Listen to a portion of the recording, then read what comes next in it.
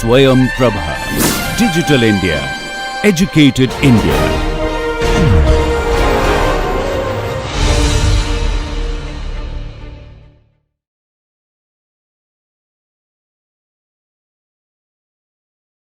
Okay, so let's begin with live variables analysis. We have already seen informally what live variables analysis means. For live variables analysis, we are supposed to identify a set of variables that are likely to be used on some path starting from that program point, and we need to collect this information for every program point. Okay, so how do we define live variables analysis? So for live variable analysis, we say that a variable V is live at a program point P. So we're talking about a variable V, and we are talking about a program point P, which means that this is a point specific property.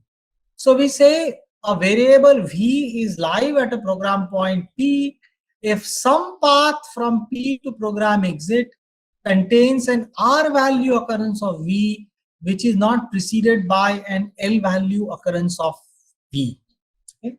So this definition has many loaded words. The first thing is we're talking about a variable being live, and therefore we can collect a set of variables as being live. Second thing is that we're talking about liveness of a variable at a given program point P, which means that a variable may be live at a program point P, but it may not be live at some other program point P prime. And therefore, our set of live variables could be different from one program point to another program point. What this means is we are doing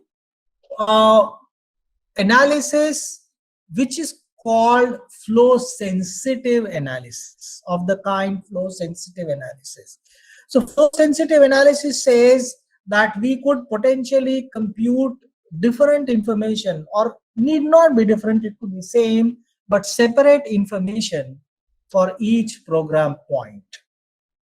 Okay, so this is the first point. We're computing flow sensitive information. Okay, then we're talking about paths from P to program exit. We're not talking about paths from start of the program to P. Instead, we are talking about paths from P to program exit. We are ignoring paths from start to P. So this is an interesting feature.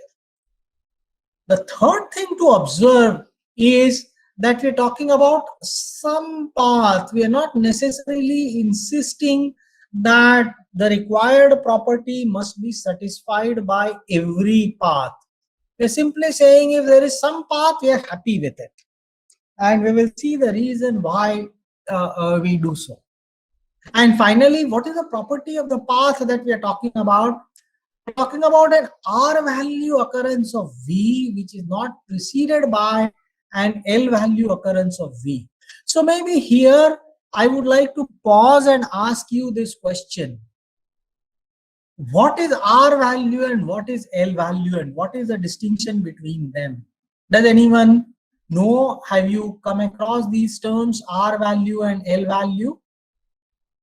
Does anyone know? L value is something that can occur on the left hand side of an assignment expression, and R value can occur on the right hand side. Yes, but this is a very structural distinction. The semantic distinction is L value is what is used to store the result. So L value is where a variable is being modified, and R value refers to where something is being read.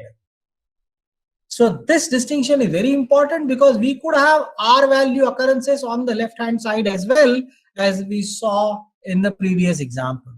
So simply saying we should have a read of a variable before the write of the variable. before any write of the variable. So let's look at these examples. In this example, this V is an L value writing into V, and this V is an R value occurrence. So in this example, we're talking about variable V and we're talking about program point P, and we're saying if some path contains an R value occurrence of V, it turns out that this path has an R value of occurrence which is not preceded by an L value. So although we have a path along which there is no R value occurrence, for example, this has neither R value occurrence nor L value occurrence. Here we have an L value occurrence, and yet we are saying that it must hold for some path and therefore V is live at P. By contrast, when we look at this program, here we do not have an R value occurrence. Here also we do not have an R value occurrence, and here also we do not have an R value occurrence, and therefore V is not live P. In this example, this is a more interesting example. We have both an L value occurrence and an R value occurrence along a path. Would someone like to say whether this is live, variable V is live at P? What would you say?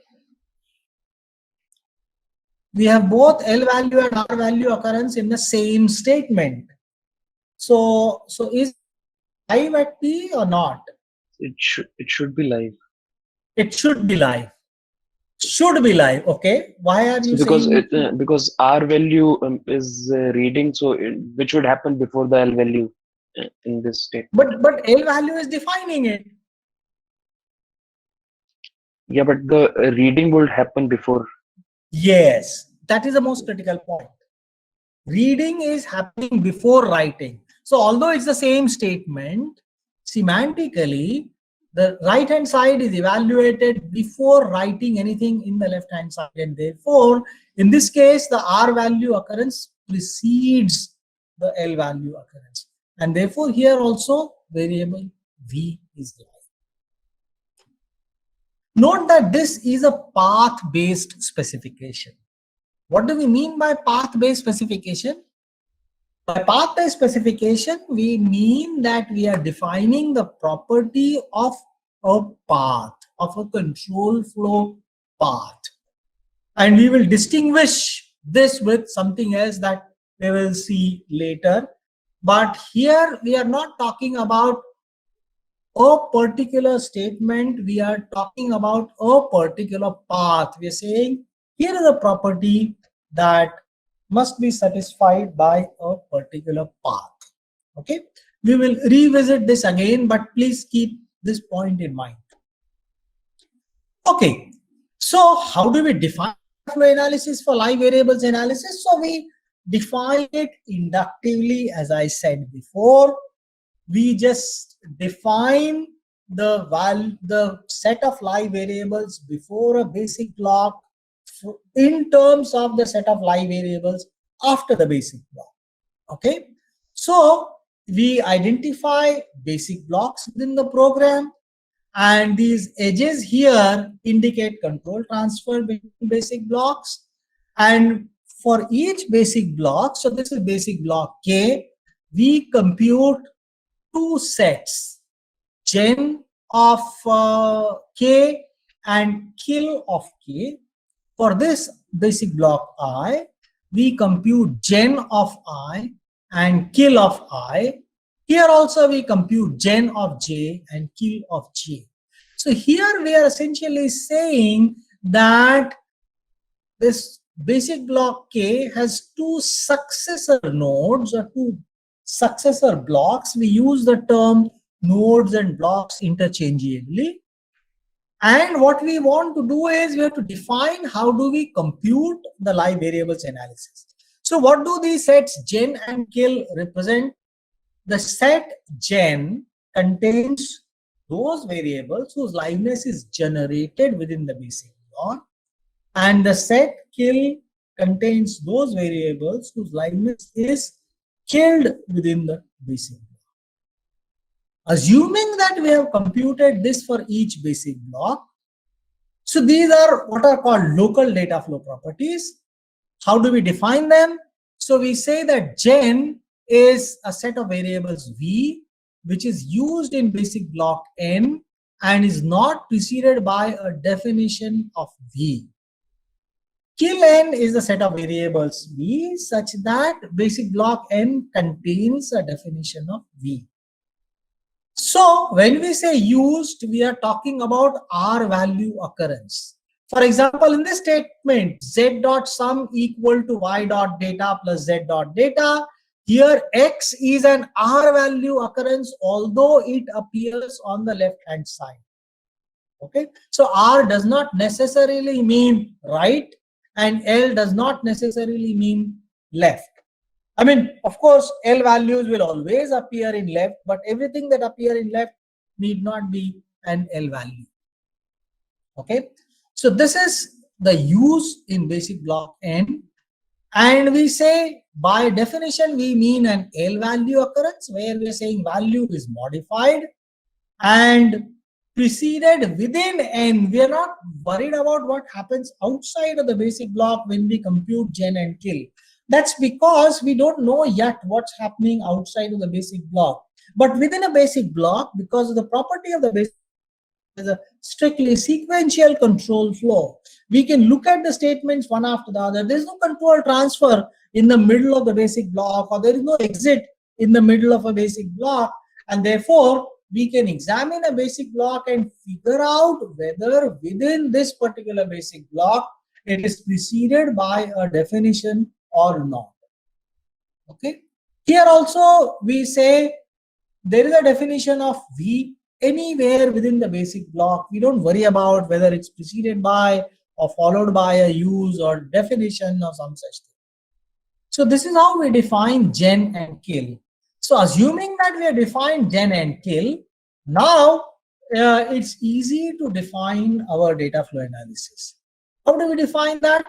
So recall that we had said that a variable is live at the exit at a program point if it is used along some path. So which means that if a variable is contained in the set in I, it must be contained in the set out k. So in and out are global data flow properties. Out, the variable out, the data flow variable out, stores the set of variables that are live at the exit of a basic block, whereas in the data flow variable in stores the set of variables that are live at the entry of a basic block. So clearly live at in of I, and there is no, this is just a control transfer, there is no modification here, so therefore it must be marked as live at the exit of k. Similarly, if something is live at the entry of j, it must be marked as live at the exit of k, and therefore mathematically we can say that out k, the set out k is a union of in I and in j. Having determined the variables that are live at the exit of a basic block, now we want to find out the variables that are live at the entry of the basic block, and this is easy. This is easy because the variables that are live at the exit block, for some of them their liveness is killed, so we remove them from out k. So we say out k minus kill k. So these are the variables whose liveness is propagated from the exit block to the entry of the block. Besides, there are some variables whose liveness is generated within the basic block, and we've already seen that. So we have some variables whose liveness is generated within the basic block.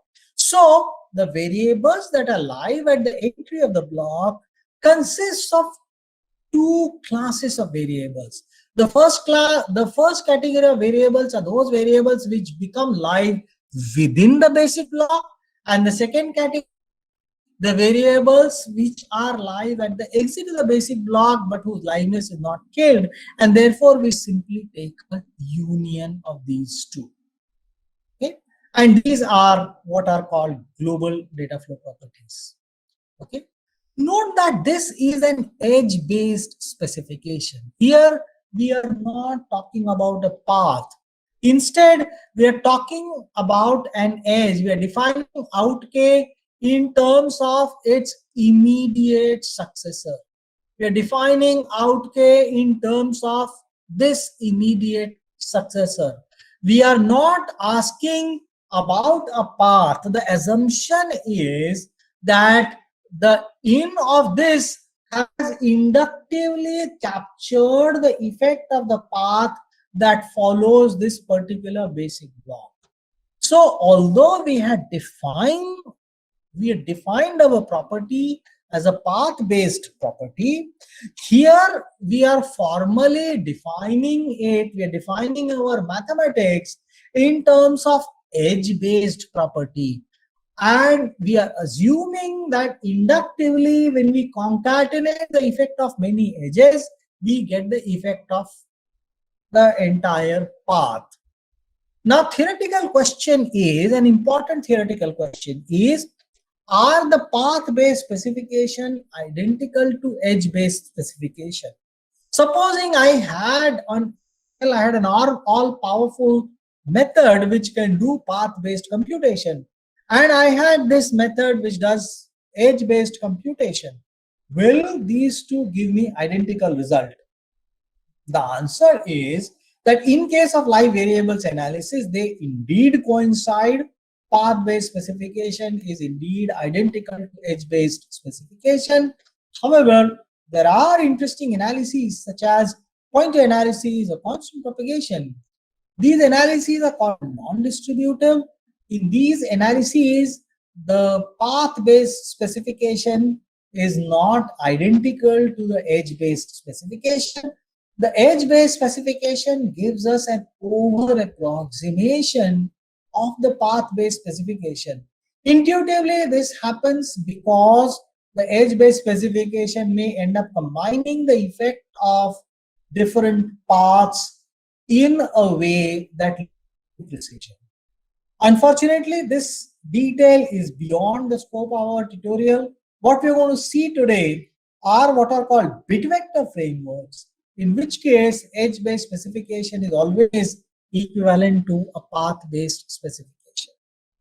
So with that knowledge, let's now look at how do we write this mathematically. So what we have done is whatever we showed here pictorially, we have written it mathematically. We say in of n is equal to out n minus kill n union gen n, and out n is equal to union of in of successors. Whereas if n is the end block, is the end of the program or end of the procedure, then no variable may be live. If you're talking about local variables, if you're talking about global variables, all global variables may be live. So we capture this effect in what is called BI. BI stands for boundary information. In-I and out-I are sets of variables, and BI is the boundary information representing the effect of calling contexts, which is empty set for local variables except for the value being returned, or it's a set of global variables used beyond a call to this particular procedure. And this can safely be approximated by the set of all global variables. Okay. The interesting thing to observe here is that in and out are these equations are an example of a system of linear simultaneous equations, and we have studied this in our schools, how to solve linear simultaneous equations. We have used Gaussian elimination method. There is something called Jacobi method, except that the equations that we have studied were equations of integer values. Here we have sets. So that's the main difference between these equations and the linear simultaneous equations that we have seen before. Otherwise, the story is the same. In fact, we use Jacobi method to solve these equations, as we shall see later. So let's look at the equations. Now, this is n, and we can instantiate this n for a variable in the control flow graph. So therefore, for our earlier example, motivating example, this is how the equations appear. Out 8 is equal to empty set. We are restricting ourselves to local variables, and therefore boundary information is empty set. In 8 is out 8 minus kill 8 union gen 8. Out 7 is in of 8, 7 has a single successor. So this is how we write down the equations. The interesting thing is here at the exit of 2, out of 2 is union of in 3 and in 4, and out of 3 is union of in 2.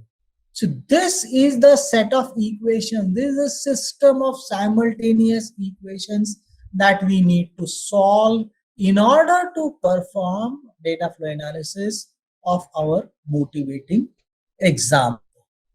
The interesting thing to observe is the following, that because of the presence of loop, there is a dependence, there is a simultaneous dependence, there is a self-dependence of a data flow variable. Okay, and that is why these are simultaneous equations. Observe that in of 2 is computed from out of 2. So in of 2 here is computed from out of 2. Okay, and out of 2 in turn is computed from in of 3. So out of 2 in turn is computed from in of 3. So out of 2 is computed from in of 3. In of 3 in turn is computed from, so in of 3 is computed from out of 3, which is out of 3, which in turn is computed from in of 2. So out of 3 is computed from in of 2, which means that there is a cyclic dependence of the data flow variable in on itself. There is a self-dependence. This happens in the presence of loops. If we didn't have loops, we would not have mutual dependence. We will have only one-way dependence. And this mutual dependence is what gives rise to simultaneous equations.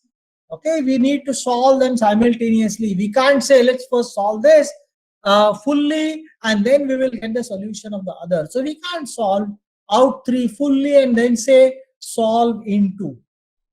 Because in 2 depends on out 3 and out 3 depends on in 2. So we use an iterative method starting with a conservative value and refining the value until the values change. Okay. So let us perform live variables analysis for the motivating example. We have computed gen and kill sets here. So in this statement, liveness of W is being killed, liveness of X is being generated. In this statement, because there is no assignment, no liveness, no is killed, only liveness of X is generated. Here, liveness of X is generated and liveness of liveness of X is killed. Note that gen and kill need not be mutually exclusive. We could do both in the same basic block. Also note that in this case, we have taken a single statement as a basic block.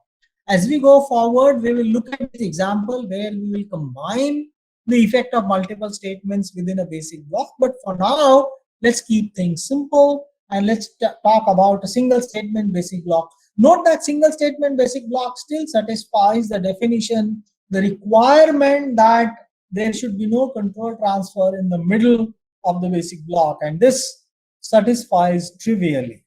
A single statement basic block satisfies this requirement trivially. Only the maximality requirement is not satisfied. Okay, so for this particular statement, observe that liveness of X is generated and liveness of Y is being killed. For this statement, the liveness of Z is killed and no liveness is generated. In this case, liveness of Y is generated as well as killed. In this case, the liveness of X, Y, Z is generated and no liveness is killed. Note that this X is an L value occurrence. It's not an R value occurrence. And here, liveness of Z is generated and no liveness is killed. So the important point is gen and kill need not be mutually exclusive. Z is an R value occurrence and not an L value occurrence. And observe that we have been able to compute gen and kill simply by looking at statement without worrying about what's happening in the surrounding statements. Capturing the effect of surrounding statements is the responsibility of global data flow analysis, which is what we are going to do now. Okay, so we begin with the initialization empty set, and we will see later why this is a good initialization.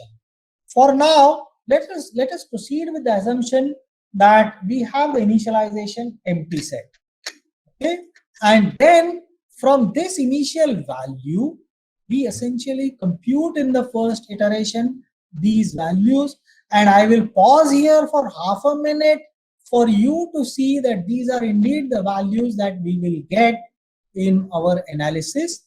If we compute out of n as union of in of its successors and in of n as out n from which we remove kill and add gen.